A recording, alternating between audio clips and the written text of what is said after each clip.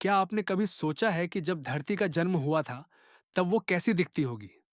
उस दौर में ना डायनासोर थे, ना इंसान, बल्कि पूरी धरती पर राज था कुछ ऐसे जीवों का, जो बेहद पुराने, अजीब और कई बार तो डरावने भी थे। धरती का वो समय किसी नर्क से कम नहीं था। हर कुछ लाख सालों में कोई ना कोई तबाही जरूर आती थी। तो चलिए, आज हम आपको ले चलते हैं उस दौर में, जब डायनासोर का नामो निशान भी नहीं था। करीब 4.6 अरब साल पहले धरती कोई गोल ग्रह नहीं थी। वो तो बस एक छोटा सा स्पेस रॉक थी, लगभग 10 किलोमीटर चौड़ी। और हर रोज उस पर हजारों की संख्या में उल्काएं गिर रही थीं।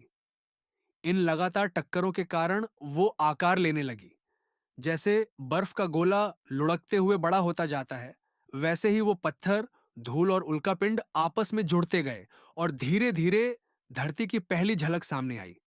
लेकिन उस समय की धरती रहना तो दूर, छूने लायक भी नहीं थी। उसकी पूरी सतह गर्म लावे से ढकी हुई थी और ऊपर से हर थोड़ी देर में एस्ट्रॉइड गिरता रहता था। इस हालत को वैज्ञानिक हेडियन एरा कहते हैं। एक ऐसा युग जो जीवन की शुरुआत से पहले का नरक जैसा दौर था।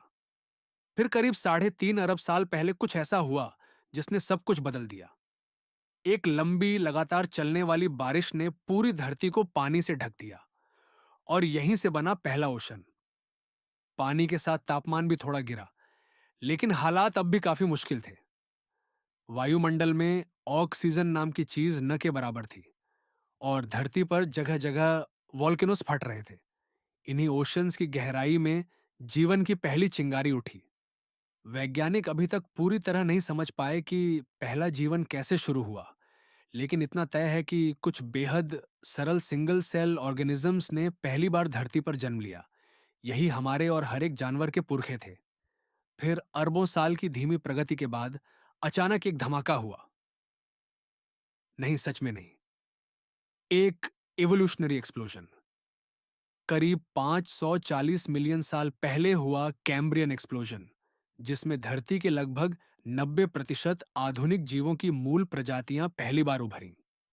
सिर्फ कुछ हजार सालों में स्पंज जैसे साधारण जीवों से लेकर जटिल आर्थ्रोपॉड्स तक सभी समुद्रों में छा गए। उस वक्त समुद्रों में ऑक्सीजन भरपूर थी, इसलिए जीवों के आकार भी बड़े बड़े थे। यहां तक कि उस समय का सबसे पहला समुद्री शिकारी अनोमालोकारिस करीब 2 मीटर लंबा था और वो धरती का पहला प्रमुख शिकारी बना। यह सुनहरी दौर लगभग 50 मिलियन सालों तक चला, पर फिर एक बड़ी तबाही आई। धरती पर जीवन का पहला मैस एक्सटिंक्शन इवेंट। लगभग 85% प्रजातियां इस तबाही में मिट गईं। क्यों? इसका जवाब आज तक साफ नहीं है। कुछ वैज्ञानिक मानते हैं कि ऑक्सीजन की कमी थी, तो कुछ इसे ज्वालामुखीय गतिविधि से जोड़ते हैं। इसके बाद आया ऑर्डोविसियन पीरियड, करीब 585 मिलियन साल पहले। समुद्रों में फिर से ऑक्सीजन बढ़ी और प्रिमिटिव फिशेस का विकास शुरू हुआ। इन्हीं में से धीरे धीरे वो मछलियां बनी जो आज हमें दिखती हैं। समुद्र के दूसरे हिस्सों में भी कई दिलचस्प जीव जन्म ले रहे थे, जैसे कि ऑर्थोसेरास, जो 6 मीटर लंबा हो सकता था, या फिर यूरिप्टेरिड, एक 3.6 मीटर लंबा समुद्री बिच्छू। ये जीव उस समय समुद्र के राजा माने जाते थे। इसी दौरान पौधे भी पानी से बाहर आने की कोशिश करने लगे। उन्होंने पहले तटों पर उगना शुरू किया और धीरे धीरे पूरे कॉन्टिनेंट पर फैल गए। सबसे जरूरी बात, ये पौधे वातावरण से कार्बन डाइऑक्साइड को सोखकर ऑक्सीजन देने लगे। ये एक धीमा लेकिन बेहद जरूरी बदलाव था, क्योंकि यहीं से भविष्य में धरती पर जीवन के लिए सही माहौल बनने लगा। ऑर्डोविसियन दौर का अंत हुआ करीब 443 मिलियन साल पहले, जब एक विशाल गैमा रे बर्स्ट ने धरती को चौंका दिया। इस बर्स्ट ने सीधे धरती की वायुमंडल को प्रभावित किया। 40% समुद्री जीवन एक ही झटके में खत्म हो गया। सूरज की रोशनी बंद हो गई, तापमान गिर गया और धरती एक नए आइस एज में चली गई। करीब 380 मिलियन साल पहले आया डेवोनियन पीरियड। यह पौधों के लिए एक स्वर्ण युग था। चारों तरफ हरियाली फैलने लगी और वातावरण में ऑक्सीजन फिर से बढ़ने लगी। वहीं समुद्र में छोटे जीव अब बड़े शिकारी जीवों से बचने के लिए नई राह ढूंढ रहे थे। इसीलिए कुछ ने धरती की ओर रुख किया। मिलीपीड्स और सेंटीपीड्स जैसे जीव धरती के पहले निवासी बने। हालांकि शांति ज्यादा देर तक नहीं रही। मौसम में बदलाव और फिर से वॉल्केनिक इरप्शंस के चलते कई समुद्री हिस्से लगभग पूरी तरह बंजर हो गए। लेकिन इस बार जीवन पूरी तरह नहीं मिटा, विकास की यात्रा जारी रही। इसके बाद आया डिवोनियन पीरियड का आखिरी भाग, करीब 360 मिलियन साल पहले।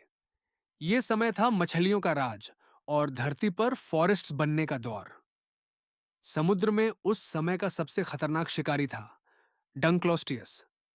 ये करीब 8 मीटर लंबा होता था और इसकी काटने की ताकत 6 टन से ज्यादा मानी जाती है, यानी आज के ग्रेट व्हाइट शार्क से भी 3 गुना ज्यादा।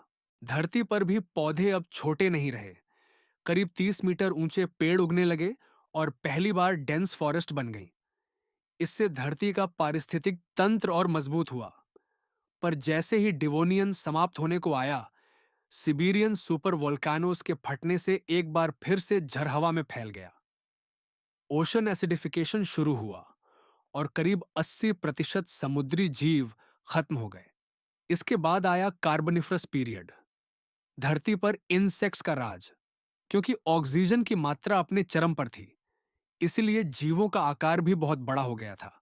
जैसे कि हेलीकॉप्टर के आकार की जायंट ड्रैगन फ्लाइज या बस जितने लंबे मिलीपीड्स।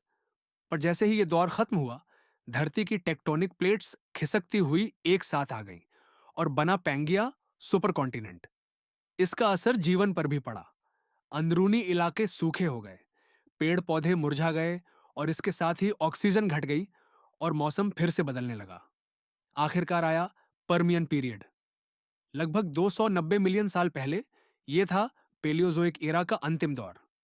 दक्षिण की ओर बर्फ थी, बीच में रेगिस्तान और वातावरण बहुत ही कठोर था। फिर साइबेरियन वोल्केनोज ने करीब 100 साल तक लगातार लावा उगला। इतना ज्यादा कार्बन डाइऑक्साइड हवा में भर गया कि तापमान तेजी से बढ़ने लगा। फिर शुरू हुई जंगलों में आग, जानवरों का भोजन खत्म हुआ और समुद्र का पानी इतना तेजी से अम्लीय हो गया कि लगभग 96% समुद्री और 70% जमीनी जीव मिट गए। धरती की जैव विविधता 300 मिलियन साल पीछे चली गई। पर फिर भी हर बार की तरह जीवन ने हार नहीं मानी।